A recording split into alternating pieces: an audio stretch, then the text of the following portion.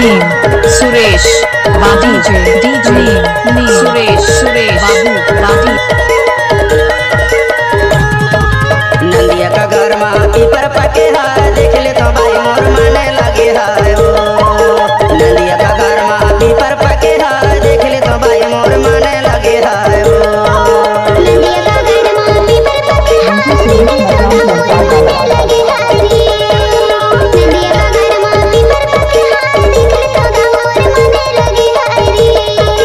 माने लगे है वो माने लगे है माने लगे है वो माने लगे है माने लगे है वो माने लगे है माने लगे है वो माने लगे है नंदिया का घर में पकड़ी पके है देख ले तो भाई मोर माने लगे है ओ नंदिया का घर में पीपर पके है देख ले तो भाई मोर माने लगे है ओ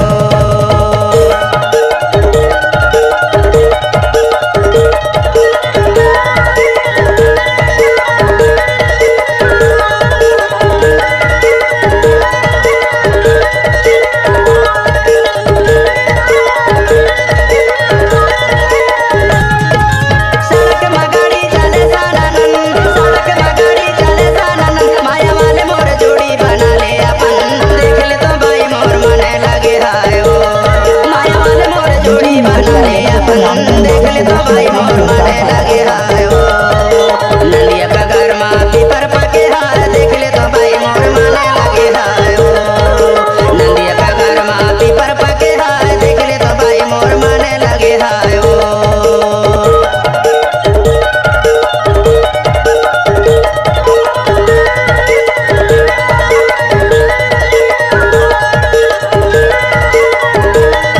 DJ Name Suresh Badi DJ Name Suresh Babu Badi DJ Name Suresh Babu Badi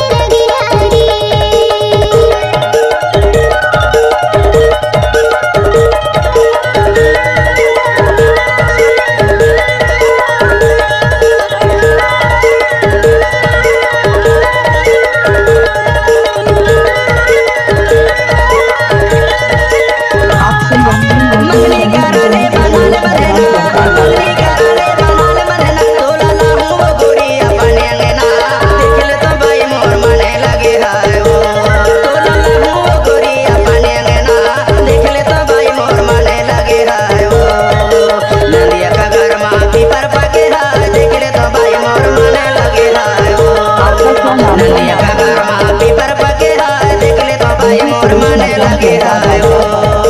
माने लगे है वो माने लगे है माने लगे है वो माने लगे है माने लगे है वो माने लगे है माने लगे है वो माने लगे है नंदिया का घर में पकड़े पके है देख ले तो भाई मोर माने लगे है ओ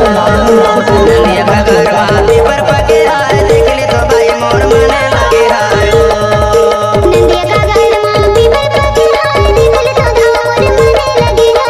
है नंदिया का घर में पीपर पके है देख ले तो भाई मोर माने लगे है